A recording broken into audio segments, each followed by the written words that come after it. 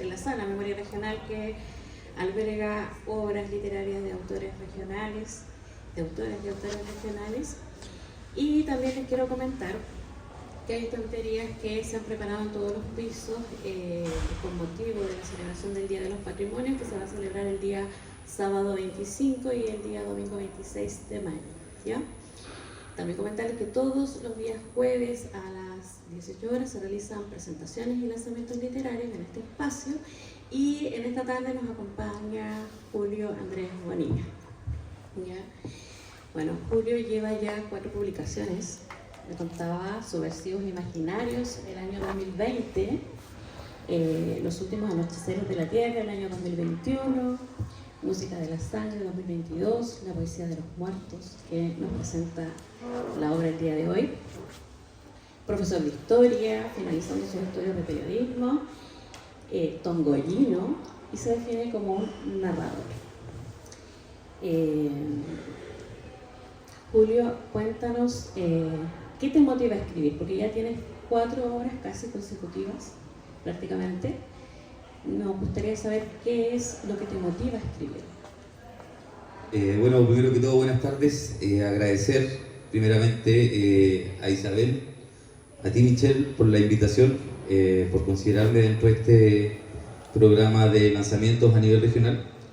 Creo que una de las explicaciones a por qué me he abocado el último tiempo a la literatura y a la narrativa se refiere principalmente a lo que es o a lo que significa expresar y contar, ¿cierto? Contar una historia desde mi mirada, ¿cierto? Desde mi subjetividad, y a partir de ahí ir construyendo un relato que considero puede ser extenso, puede ser bastante grande y tiene como elemento principal una transversalidad. Cuando yo pienso en mi literatura, cuando pienso en lo que escribo, en lo que construyo, necesariamente pienso en todos mis trabajos, y de alguna u otra manera eso genera que exista una suerte de hilo conductor entre lo que estoy haciendo. Entonces a mí me resulta o pretendo, mejor dicho, hacer que al lector le resulte bastante fácil de leerme, en el sentido de que lo que encontró en el primer libro lo pueda encontrar en el tercero, o lo pueda encontrar en el segundo, o lo que encontró en el segundo lo pueda encontrar en el cuarto. Intento construir, si se me permite, modestamente, una suerte de narrativa que abarque varios aspectos y varios mundos. Y yo siento que es lo fundamental cuando uno construye o cuando uno lee, escribe, que básicamente eso, apostar a desarrollar una narrativa basada fundamentalmente en un relato total. Entonces, a partir de ahí es que yo empiezo, ¿cierto?, a trabajar o a desarrollar estos trabajos que ya tengo publicados, que son 4. Miro hacia atrás en retrospectiva, y de repente siento que igual como mucho, de repente podría parar. Algo que he pensado en algún momento, pero siento que necesito expresar un poco más, tal vez en algún momento pare, pero hoy por hoy es la necesidad de contar mi historia, básicamente de contar una gran historia a partir de una serie de elementos, a partir de una serie de escenarios que a mí me interesa mostrar y contar. Gracias, Julio. En esta obra, La Poesía de los Muertos, ¿podrías compartirnos cuál es el tema central de esta obra y por qué la titulaste así? Porque es una novela. Es una novela, claro. Es una novela que se llama La Poesía. Claro, exactamente. Bueno, básicamente La Poesía de los Muertos aborda, ¿cierto?, la historia de un matrimonio de militantes del movimiento de izquierda revolucionario MIR, que mueren en la ciudad de Coquimbo el año 1977. Lo que yo hago en mi tercer y cuarto libro es contar la historia también de Pepe, ¿cierto?, un muchacho que no tiene más allá de 20 años y que en el año 70 es sorprendido por el triunfo de la Unidad Popular. Y este Pepe, ¿cierto?, a medida que va creciendo o avanzando el proceso, se va involucrando, y en esa suerte de involucramiento que él tiene, que él sufre, de alguna u otra manera va sufriendo una metamorfosis. Esta metamorfosis, esta transformación que él va viviendo, ¿cierto?, le permite ir dándose cuenta también de una suerte de viaje a través de sus sensaciones y de sus emociones. Yo, si hablo de mi cuarto libro, necesariamente tengo que hablar del tercero porque los dos van hilados, van de la mano. Entonces, Pepe continúa, ¿cierto? Hacia fines de la música de la sangre, que es mi tercer trabajo, es detenido, es tomado prisionero, y en el cuarto, él vuelve a la vida, él sale de los campos de tortura y exterminio de la dictadura de Pinochet, y por esas vicisitudes del destino termina cayendo, ¿cierto?, en una iglesia, y es acogido por un cura de nacionalidad española, por un sacerdote de nacionalidad española, quien está involucrado en lo que es el proceso de resistencia a la dictadura. Entonces Pepe, en ese proceso, en ese viaje, conoce a este matrimonio, ¿cierto? Sufren o viven una serie de aventuras que lo terminan llevando, por ejemplo, a la Argentina peronista del 74, todo en búsqueda de ayuda para confrontar, ¿cierto?, lo que se está viviendo en Chile. Y este matrimonio viaja por un carril paralelo, y en ese viaje, en ese carril que ellos están, en algún momento se les pierde la pista, y en algún momento también se juntan, se reúnen, y a partir de ahí es cuando nosotros somos testigos de lo que significó el asesinato de ellos. Entonces es una suerte de viaje, es una suerte de idea que yo pretendo instalar a partir de una narrativa, ¿cierto?, con claras influencias de la literatura que yo consumo, porque necesariamente si estoy acá, esto debo explicarlo también por lo que yo leo y por lo que siempre me ha gustado leer.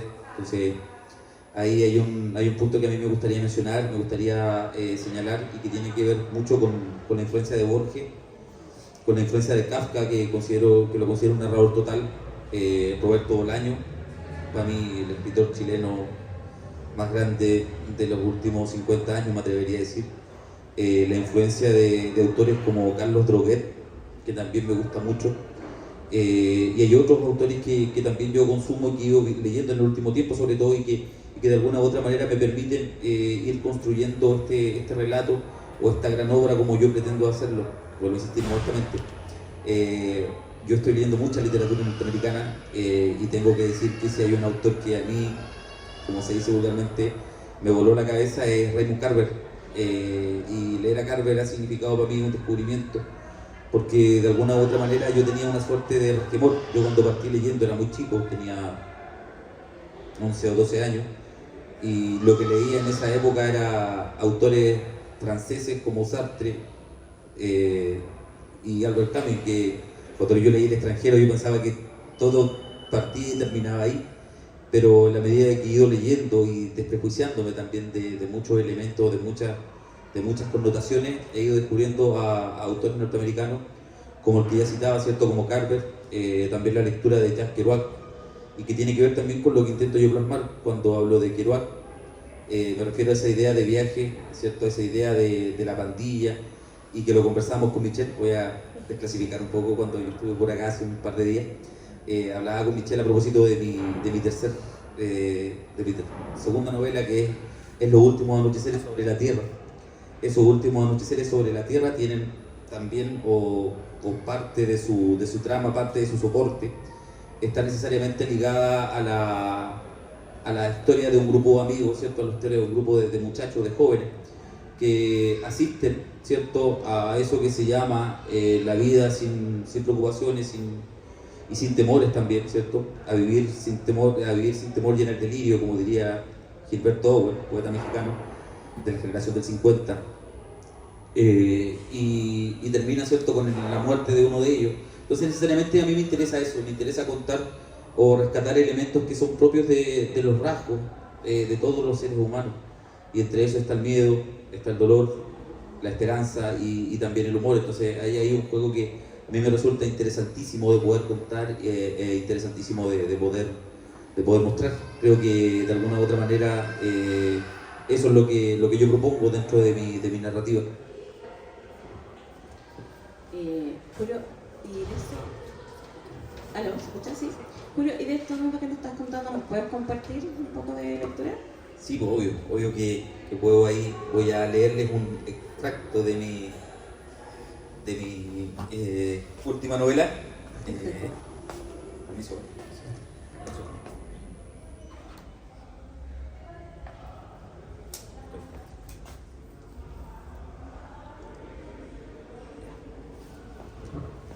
Esto es parte de la historia de uno de los protagonistas de este trabajo, de Z, ¿cierto? Quien días posteriores al golpe se encontraba en la ciudad de Concepción y él intenta escapar, ¿cierto? Y escapa, y aquí va un extracto, perdón.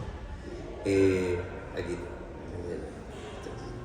Dice, como pudo, atravesó la ciudad, que en esos días tenía militares en cada esquina, y llegó al terminal de buses. Ahí, no sin miedo, abordó un bus que lo llevó a Santiago. En el trayecto tuvo la impresión de que era solo un cuerpo que avanzaba, sin una mano abierta, sin un brazo, sin una roca en que apoyar la angustia, y que la noche, que se dejaba sentir en todo el orden de las cosas, alargaba su zarpazo hasta dejarlo en la orfandad absoluta, sin parar de temblar, como un cuchillo a punto de salir del cordero. Imaginaba que los militares vendían en su búsqueda, y sin saber por qué, se veía caminando entre una nube de rostros abrazados, solo por la tibieza que suele regocijar a los cuerpos, y que no era otra cosa que la tristeza total. Una tristeza que no le impedía ver ojos hundidos y clavículas deshechas. ¿Qué hacer? Era la interrogante más recurrente, pero como respuesta obtenía solo el silencio. Bueno, eso es parte de lo último que acabo de escribir, ¿cierto? Y que tiene que ver necesariamente con lo que yo he intentado mostrar, o lo que yo intento describir en mi trabajo. Pensaba cuando venía para acá, ¿cierto? En una serie de autores que también son valiosos para mí. En Rulfo, por ejemplo, que también he tenido la oportunidad de ir leyendo mucho en el último tiempo, ¿cierto? Y que considero un autor que se debe necesariamente rescatar y mostrar. Entonces, en ese juego es donde yo intento situar, ¿cierto?, a estos protagonistas, que tal vez permite recomendarlos. Hay que leerlo siempre, porque Art también me ha roto la cabeza, y eso también es parte de la última etapa de mi vida, ¿cierto?, que tiene que ver con los estudios que estoy haciendo en este momento. Yo tengo la suerte de estar estudiando periodismo, entonces necesariamente he tenido que evolucionar hacia otras áreas, ¿cierto?, encontrándome también con otros autores que yo considero que hoy día me sirven mucho para hacer lo que estoy haciendo, para desarrollar, ¿cierto?, o influir en lo que estoy haciendo, mejor dicho, y que tiene que ver con cuentos mucho más cortos. Yo hoy estoy escribiendo cuentos, ¿cierto?, cuentos que han tenido relativo éxito por ahí en un par de concursos, que es lo que a mí me interesa hacer en este momento. Y también estoy escribiendo una quinta novela, pero me estoy tomando tiempo mucho más espacioso en este caso. Gracias, Julio. Mira, tomando esto que contabas de la influencia que tenías de algunos escritores y también de los personajes que vamos a encontrar en tu obra, ¿nos podrías contar un poco qué tipo de personajes vamos a encontrar en esta obra? ¿Cómo los fuiste perfilando? Sus miedos, bueno, los miedos están latentes en todo momento en esta novela, pero tiene una esperanza, específicamente Pepe.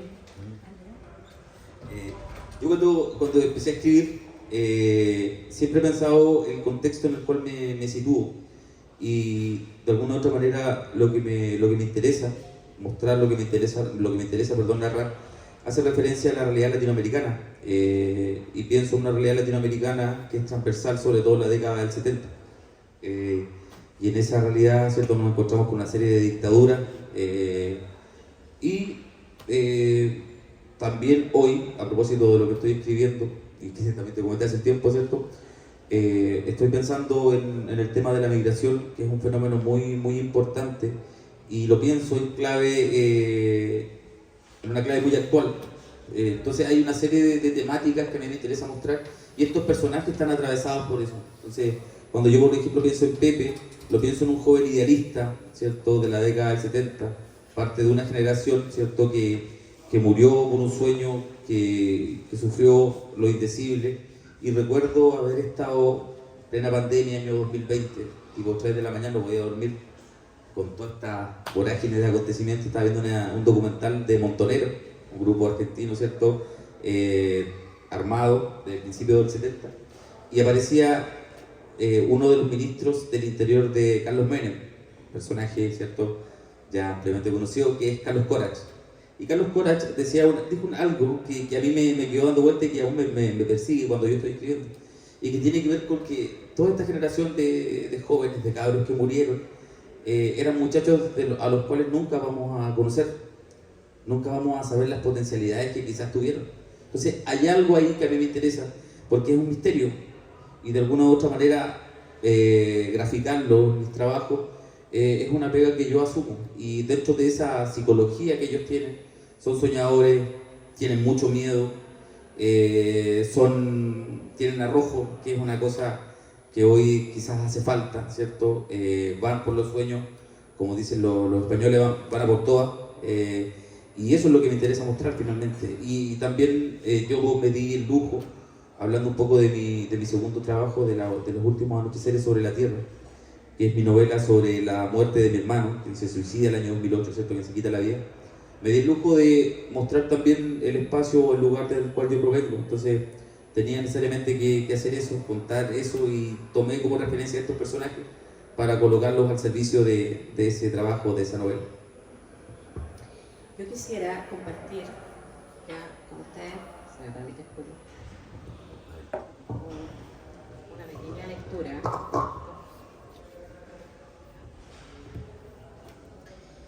De pronto, las imágenes de mis días en la prisión comenzaron a pasar como un flash. Y tuve la seguridad de que mi vida había transcurrido como un collar donde cada grano reflejaba una imagen manchada de colores grises, granos diminutos y vivencias microscópicas. Todos aquellos que me iban conociendo se ponían de adorno en el cuello, pero nadie tenía la suficiente confianza para sacarlo, acercarlo a sus ojos, descifrar grano a grano cada paisaje, en parte porque las miniaturas exigían vista de lince, vista de águila, en parte porque esas imágenes solían deparar sorpresas cubiertas de dolor, como la muerte, la tortura y la delación de la que fui víctima. Eso es una parte un poco de... Sí, lo que pasa es que en el tercer libro, en mi tercera novela, en La música de la sangre, hay un personaje que es Rosa, que es una mujer, ¿cierto? También militante del MIR, puede ser poco spoiler, que termina traicionando, ¿cierto? a estos personajes, y que termina entregándolo. Entonces yo tenía la idea de construir un personaje ahí, ¿cierto? Un relato como parte de esa suerte de realidad que ocurre, ¿cierto? Y que ocurrió desgraciadamente, y que muchos sufrieron las consecuencias de aquellos actos, ¿cierto? De la delación. Entonces tenía la idea de crear eso. Y tiene que ver mucho finalmente con parte también de lo que es el ser humano, es la traición, así como los elementos positivos o los rasgos característicos que yo puedo destacar, también está presente dentro de lo que son los seres humanos. A mí lo que me interesa también es dejar claro que yo no escribo de superhéroes, no escribo de gallos que no tienen miedo, al contrario, yo lo que intento plasmar es parte de cómo yo entiendo la vida, y de tipos que, perdonando la expresión, están cagados de miedo, y que sé que muchos de nosotros sufrimos eso. Entonces, eso finalmente es lo que yo intento hacer, lo que yo intento contar. Entonces, más allá de la inspiración y en otros escritores, tu necesidad de expresar, me gustaría saber me imagino que hubo un trabajo de investigación también para poder escribir esta obra. ¿Nos puedes comentar un poco de aquello? Sí, yo tengo la suerte de ser muy amigo de un dramaturgo chileno bastante destacado, que se llama Luis Barrales. Lucho escribió un par de obras que son muy conocidas, según sé yo del teatro entiendo muy poco. Uña Sucia, Hans Poljo, HP, ¿cierto? Allende, Noche de Septiembre, lo que él ha hecho. Entonces yo voy a la casa de Lucho en Santiago, estoy contando todo el proceso, y me quedo allá, ¿cierto? Un par de días, y por lo general me voy a la biblioteca o al Archivo Nacional, y en el archivo voy y me quedo leyendo horas y horas, el diario sobre todo, que son las fuentes donde yo traigo información. Entonces, ese libro que yo construí, ¿cierto? Me leí todos los diarios del día de octubre, noviembre, diciembre y enero, para poder ir dándome cuenta del contexto en el cual se iba a desarrollar la acción. También, bueno, obviamente Internet es una fuente inagotable también de datos, a pesar de que también existen muchas mentiras, y de entrevistas que yo realicé focalizadamente, ¿cierto?, a determinados personajes que me sirvieron para ir contando o para ir armando este relato y esta narración. Gracias. ¿Nos podrías compartir un poco más? Ya, voy a leer la lata. Para que acá puedan saber más o menos en qué consiste la intensidad de las emociones de sus personajes.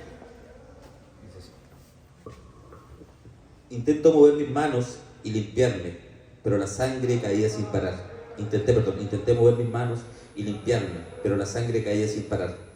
Luego uno de los hombres comenzó a hablar de la comida. Un hombre con mucho trabajo decía, tiene que alimentarse bien y la comida debe ser de buena calidad. El que estaba a cargo de la misión dio la orden de callar y continuar con el operativo. Esto hizo que el mismo tipo que hablaba de la comida iniciara la segunda parte de la ceremonia. Lentamente se acercó hacia mí y me susurró al oído que en ciertas ocasiones, para matar el tiempo, jugaban a ser canallas. Pero esto no era algo habitual. Luego sonrió y comenzó a maldecir a Salvador Allende y a la Unidad Popular. Yo me mantenía en el suelo y había recuperado cierta conciencia. Busqué a André con la vista, pero este ya no estaba. De pronto vi como el mismo hombre caminó muy seguro hacia mí y extendió sus manos tomándome de mis cabellos. Cuando ya estuve de pie, sentí su aliento. Un cosquilleo caliente rozó mi cara. Lo vi venir el golpe certero que se alojó en mi abdomen, haciéndome caer, pero ahora hacia atrás. Nuevamente me tomó del pelo y comenzó a arrastrarme pausadamente por todo el salón, mientras no dejaba de entonar una canción de Nino Bravo que desconocía y que hablaba de la libertad. Bueno, eso es parte de mi último trabajo. Bueno, ese relato que yo coloco ahí, ¿cierto? Yo tuve la oportunidad en mi primera novela de conversar con un detenido, ¿cierto?, por causas políticas durante la dictadura, y dentro de esas horas largas que tuvimos de conversación, él me dio a conocer lo que él había vivido, tuvo la confianza de abrirse, ¿cierto?, y de narrarme su situación. Entonces, a partir de ahí es que yo quedé con ciertas cosas, y en este relato y en el tercer relato, ¿cierto?, en mi tercera novela, hay elementos que yo logré rescatar de eso. Entonces el personaje atraviesa, no es el mismo personaje obviamente, pero hay elementos, ¿cierto?, y conductas que son similares dentro de lo que son los torturadores. Hay en mi primera novela también este asesino, este torturador, que era muy religioso, ¿cierto?, y que cuando mataba, cuando torturaba, besaba la medalla de la Virgen del Carmen.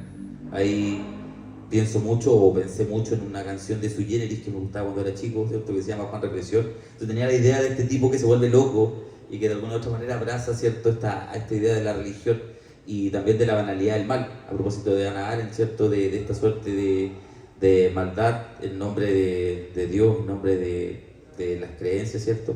Y también tiene que ver mucho con cómo esta gente se entendía o se visualizaba dentro de lo que es dentro de lo que son las formas de represión y de tortura. Pienso en este momento en Álvaro Corbalán, en fin, en Carlos Herrera, tipos que cometieron crímenes que son deleznables, ¿cierto?, y que de alguna u otra manera sentían una suerte de dioses o de liberadores de la patria, ¿cierto?, de purificadores de alma. Y eso que realizaban era a través de la tortura y de la muerte. Entonces, necesariamente quería construir un relato desde ahí, esta suerte de, loco, estoy matando, pero no importa porque creo en Diosito. Entonces me interesa eso, me interesa también contar esa parte de la historia. Creo que es fundamental, sobre todo en estos tiempos que son tan difíciles y tan complejos. Esta dualidad que hay. Mira, tú estabas comentando hace un momento que había una cierta conexión con los personajes con tus otras obras. ¿Nos podrías contar un poco más de aquello? ¿Cómo los personajes van atravesando tus obras?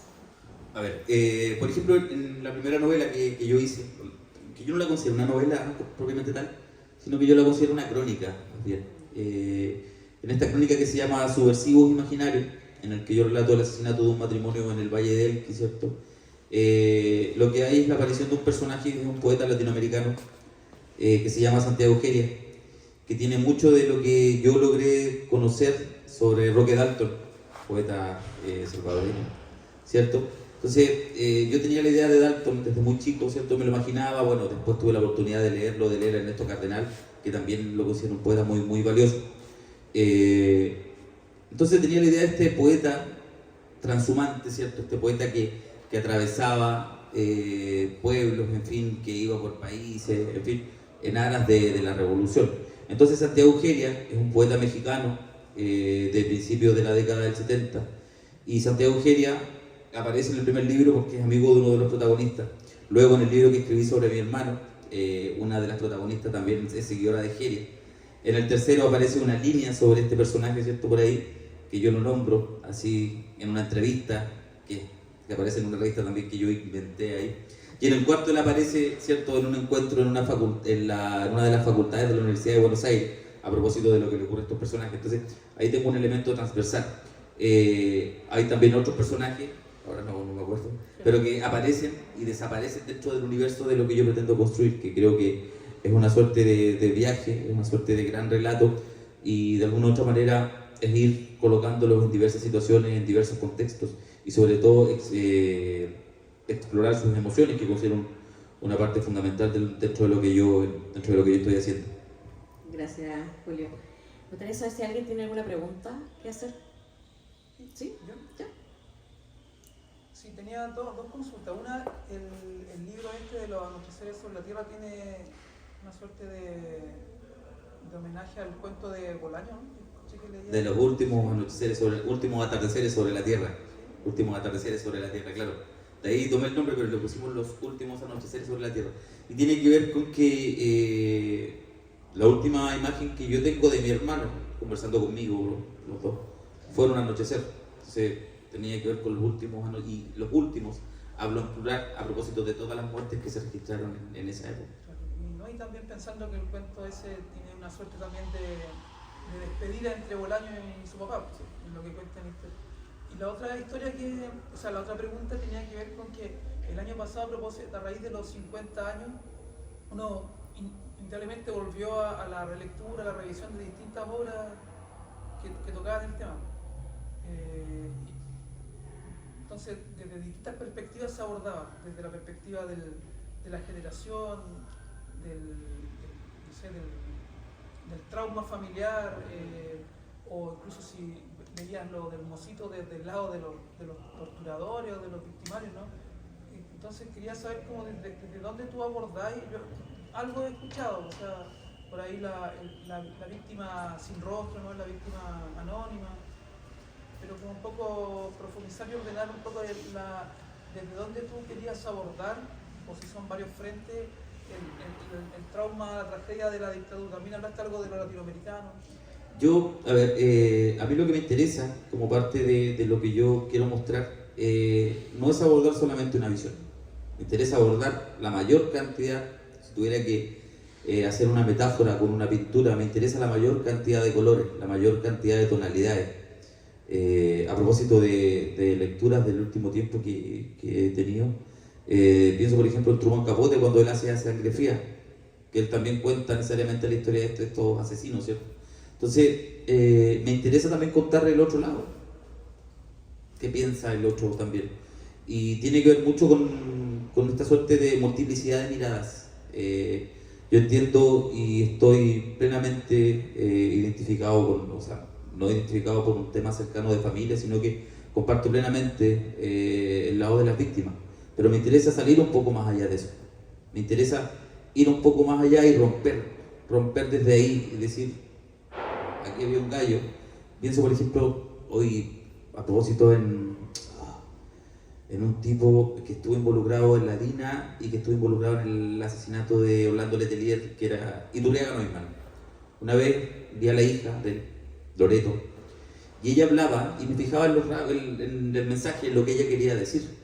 Entonces la veía, ¿cierto? La veía como hablaba y todo el cuento, y decía, oye, acá hay una historia, porque hay una verdad que es del porte de un buque, ¿cierto? Que está ahí, que está presente, pero es como negarlo. ¿Qué ocurre con eso? ¿Cómo lo niegas? ¿Cuáles son tus argumentos? Tal vez los argumentos para mucha gente sean vacíos, lo cual puedo compartir, pero también me interesa conocer qué piensa. Entonces, de esa amplitud de mirada es donde yo pretendo construir lo que hago, lo que construyo. Pienso, por ejemplo, a propósito de Bolaño, conversábamos recién con Ignacio, en lo que es el Nocturno de Chile, la historia de este aviador que, tal como Raúl Ruiz en Nueva York en el 82, ¿cierto?, pasaba con su avión y declamaba poesía, ¿cierto? O hacía dibujos de poesía en el aire. Entonces me interesa también saber eso, qué ocurre con esos personajes, cuál es su dinámica, cuál es su mentalidad. Entonces ahí es donde yo pretendo abordar la mayor cantidad de miradas. Y tal vez desde ahí construir estos relatos que estoy armando. De hecho ahora estaba pensando, porque lo que estoy escribiendo tiene que ver mucho con eso, es una historia relacionada con un torturador. Entonces había eso de la purificación de las almas. Purifico eso, ¿cuál es la lógica? ¿Cuál es mi lógica? ¿Cómo lo construyo? Eso es lo que me lleva a narrar, a construir también. Gracias. ¿Alguien más tiene una pregunta? Sí. Hola, Julio. Hola, ¿qué tal? Mi consulta va por el hecho de que ¿cuál es tu apreciación respecto al hecho de que muchos autores y autoras vuelven a la temática de la dictadura? ¿Qué es lo que según a ti te parece que es o atrayente para generar líneas de escritura? No sé, hay un efecto social respecto a eso que, por supuesto que puedo adivinar un poco tu respuesta respecto a que no hay justicia, a que hay heridas todavía abiertas, pero ¿cuál es tu perspectiva respecto al ir constantemente a este periodo histórico del país, de Chile, y constantemente estar sacando historias, estar sacando líneas donde uno pueda escribir? Porque lo hacen escritores tanto contemporáneos como tuyos, como también antiguos. O sea, Bolaños, sin ir más lejos, tiene un cuento que es El Ojo Silvan, que Sí. él constantemente dice que la violencia no es algo que la violencia él lo persigue. De hecho, él va a un lugar La violencia no se puede en corregir. Asia, claro, que Sí. él está sacando fotografías En la India. claro. Entonces, hay un tema, obviamente, de la violencia que nosotros como sociedad todavía no somos capaces de sanarnos de esta violencia sistemática que sufre el país, pero me gustaría saber tu perspectiva principalmente. Yo creo que si volvemos a la dictadura, bueno, primeramente yo soy de los que cree que aún faltan muchas heridas por sanar. Soy de los que piensa que verdaderamente no ha existido y no va a existir. Y ahí también respondo parte de tu pregunta. No va a existir una reparación total, una reparación que aborde necesariamente el dolor de las víctimas. Creo que nosotros siempre nos solemos quedar con la situación de los derechos humanos, pero el tema de la dictadura es mucho más complejo porque abarca un sistema sociocultural, y las sociedades por lo general, que suelen ser complejas, que suelen ser que están en constante movimiento, de alguna u otra manera van cargando con esa suerte de dolor, un dolor interno. Nosotros tenemos, o hemos tenido en el último tiempo, ¿cierto? A propósito del estallido, ¿cierto? Una suerte de rompimiento, de quebrazón, de lo que es a lo que nosotros nos acostumbramos, que era esta estabilidad, este oasis, entre comillas, ¿cierto? Pero de alguna u otra manera siento que no ha existido una suerte de tratamiento profundo a lo que significó la dictadura en todos los ámbitos. Lo que nos compramos en los últimos 30 años fue el discurso del jaguar, fue el discurso del Chile, ¿cierto? El de los ingleses de Latinoamérica, en fin, fue ese discurso. Pero siento que esa situación o esa suerte de posicionamiento que se nos dio, de alguna u otra manera, era un ídolo con pies de barro, porque eso se construye en base a la desigualdad, por ejemplo, en esta suerte de mercantilización de la vida humana. Y creo que de alguna u otra manera nadie ha hecho hincapié en eso. Si nosotros, por ejemplo, pensamos hoy día a propósito de todos los estudios del tema de las pensiones, de todos los estudios en el tema de la salud, bueno, lo que ocurrió hace un par de días atrás a propósito de una investigación periodística sobre la lista de espera, pensemos en eso, y eso está directamente relacionado con cómo se fue transformando este país y a lo que llegó. Entonces, creo que eso genera, ¿cierto?, que de alguna u otra forma la dictadura aparezca recurrentemente, porque no es algo que esté arreglado, no es algo que esté no se va a solucionar nunca, creo. No soy optimista, yo creo que nunca va a haber una solución frente a eso. porque aparte el principal instigador, o uno de los principales instigadores, se fue en su casa, libremente, y sin haber pagado por su culpa. Y es un país, este nuevo país que nace, a propósito de lo que plantea, no sé si Armando Uribe, es cierto que Chile dejó de existir el 11 de septiembre de 1973, este nuevo país que nace sobre la traición. Es una cosa que es muy heavy, que es muy compleja.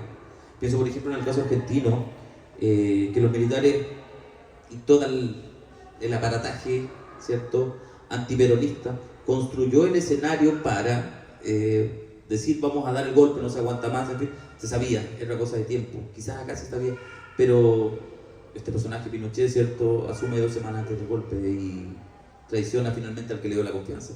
Bueno, algo que también es parte de la lógica humana, pero siento que no vamos a tener un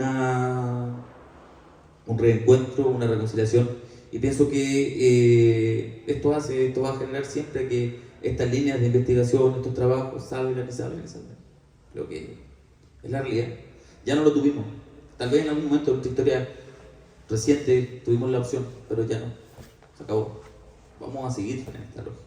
Y para continuar, teniendo esto como contexto, ¿cómo es que tú ocupas la narración y momentos de la historia como fuente de inspiración? Me voy al hecho, al momento en que, claro, tenemos toda esta perspectiva, ¿no?, de mirar cómo el país no ha sanado, de que el país como que acrecienta todo lo que sucede después del 90, se acrecienta todo el neoliberalismo también que existe en el país, pero voy al hecho de que cómo tú observas estos momentos para sacar historias, porque desafortunadamente no he leído tu libro. Entonces me imagino que tú planteas tú observas este contexto, pero también sitúas personajes en este contexto que tienen que inevitablemente convivir, dialogar y vivir en este espacio. Entonces, ¿tú de dónde sacas estos espacios o esos contextos de dónde sacas esas historias para establecerlas en este contexto? Yo pretendo humildemente contar una historia, pero siendo bien honesto, en algún momento pensé escribir incluso sobre el gobierno de Ibáñez del año 31, o sobre la ley maldita de González del año 48, o sobre el gobierno de Frei. Creo que el contexto es muy valioso, pero sin embargo creo que apelo a elementos que son propios de la naturaleza humana. Tal vez en algún momento de mi vida escriba un relato sobre el siglo XIX y lo haga, y a estos personajes les ocurra exactamente lo mismo, porque siento que está ahí. O sea, el contexto es muy importante para mí, soy muy crítico, ¿cierto? Pero entiendo que puedo hacerlo desde otra mirada, desde otra óptica. Eso tiene que ver mucho con entender a la literatura como un ente vivo, como un ente que no es estático. Pensaba cuando venía para acá, cuando me bajé, pensaba por ejemplo en Tongoy. Si yo tal vez me hubiese quedado escribiendo sobre Tongoy, no estaría acá conversando con ustedes el día de hoy, porque siento que uno tiene que escapar, uno tiene que ir más allá, no quedarse, ¿cierto?, dentro de la comodidad que significa hacer lo que es más simple. Yo tal vez, y lo debo reconocer, soy cómodo porque escribo de cosas que sé. Yo soy profesor de historia, tengo entonces un tema de formación sobre eso y de deformación. Pero lo que me interesa es contar básicamente la naturaleza, los rasgos de los seres humanos, y ahí apelo, ahí busco, ahí quiero llegar. Entonces estos personajes son tipos llenos de miedo, llenos de dolor. Me acuerdo de cuando estaba describiendo a mi hermano, pensaba en él, pensaba mucho en él, y me lo imaginaba. Entonces el loco no era perfecto, tenía claros, tenía oscuros, entonces tenía que construirlo desde ahí. Entonces hay elementos que me interesa contar dentro de mi narrativa, dentro de mi historia.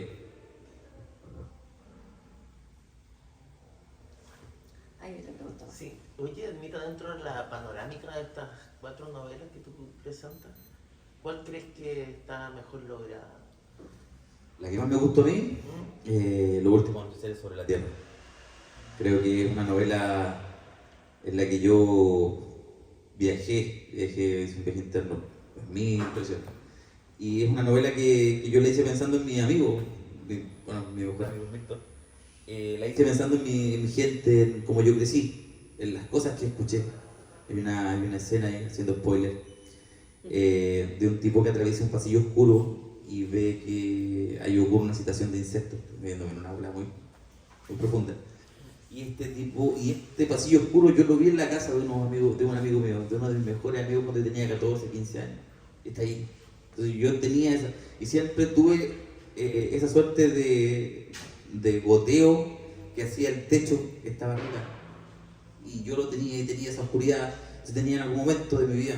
Recuerdo haber estado, no sé, en el sur una vez, y siempre aparecía ese goteo, y tenía que contarlo. Y ahí. Pero creo que es mi trabajo más fuerte, más profundo. Trabajo muy intenso también.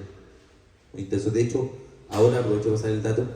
Estamos por ahí armando un documental sobre eso.